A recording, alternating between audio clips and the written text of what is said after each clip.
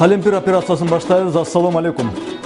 Илгери өткөн заманда мен чоңойгондо президент болгум келет деп максат кылган бөбөктөрдүн баары быйыл текши чоңоюп киши болуп дегендей ушул жылдары президенттик шайлоого 83 талапкер Кыргызстанды башкарган ажы болом деп талпынып турушат.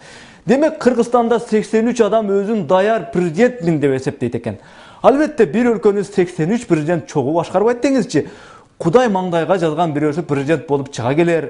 Бирок эң башкысы дагы бул эмес.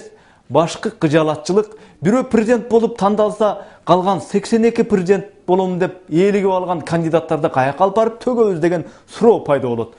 Ушул жерде бир жакшы идея болуп атат. Шайлоо бүттү деп 82 даяр президентти карабай таштап койбой, балким бизге президент керек эле деген өлкөлөр болсо 2ден 3дөн 4дөн 5ден кылып боосу менен чет өлкөлөргө экспорттосок, Орозонун күнүндө чоң эле соопчулук иш болобу. Ушунун бир жакшылап ойлонуп көрбөйлүбү деген ой. Демократия бизде ушундай катуу кетип баратканын ушундан билиңиз. Бизде борбор аянтка туруп алып, президент кетсин деп коркпой айта алабыз. Кыргызстандын президентин гана эмес, Обама кетсин, Медведев кетсин, Саркози кетсин деп каалашууча кыйгырсак, бизди эч ким кой дебей турган демократияга жетиштик. Туурабы? Туура. Кетсин. Кетсин. Кетсин. Кетсин. Кетсин. Кетсин. Президенттик башкаруу керек деп илгери кааладык эле, жумшак президенти келип башкарып көрдү. Ал жакпады. Анан катуураак кармаган президент керек дедик эле. Кыргыздарга ок чыгарып катуураак кармай коем дегече болбой, аны куучу жакка куйдик. Анан тиги экөө тең коррупцияга чалдыккан немелер экен деп, эми өлкөнү парламенттеги 120 эле депутат башкарсын деп, парламентаризм деген заманды тандап алдык.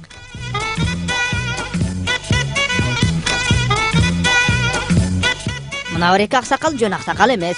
Кыргызстанга дагы бир укмуш башкарууну, укмуш идеяны сунуштаганы турат. Ал эмне деген башкаруу дебейсизби? Хандык башкаруу. Ооба, кадимки эле вазирлери бар, хан жөнүндө кеп болуп атат.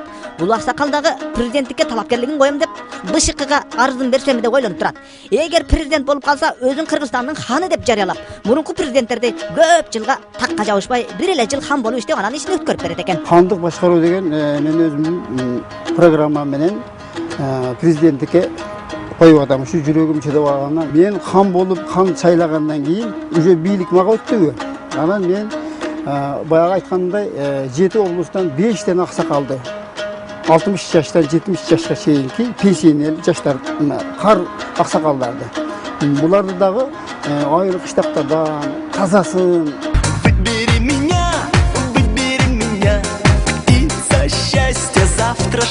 Президент болгусу келгендердин ар биринин максаты бар, бирок баарыныкы окшош. Анткени баары өлкөнү саздан суруп чыккысы келет. Кай бирөө батыштагы демократияны түп тамырынан бизге алып келем дейт.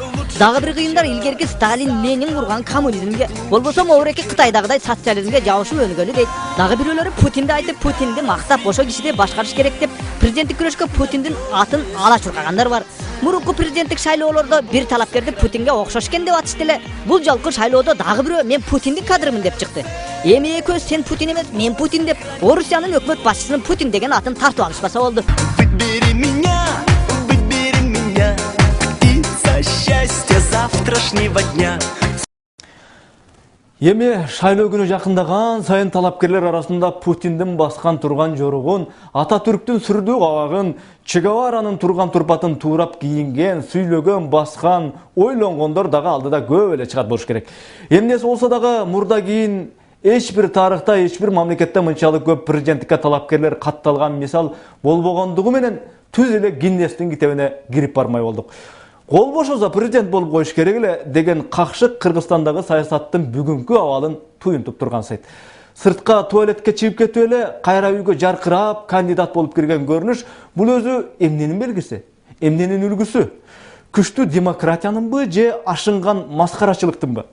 Сыягы өлкөбүздөгү 83 президенттикке талапкер президент болууну оңой олтоң иш көрүп жатышкан болсо, демек Кыргызстандагы саясий элитанын бүгүнкү күндөгү деңгээли, баасы ошондой деп түшүнүш керекпи? А негизи бизде өзү саясий элита барбы, жокпу? Ушуну дагы бир тактап коюш керек эле. Саламатта калыңыздар.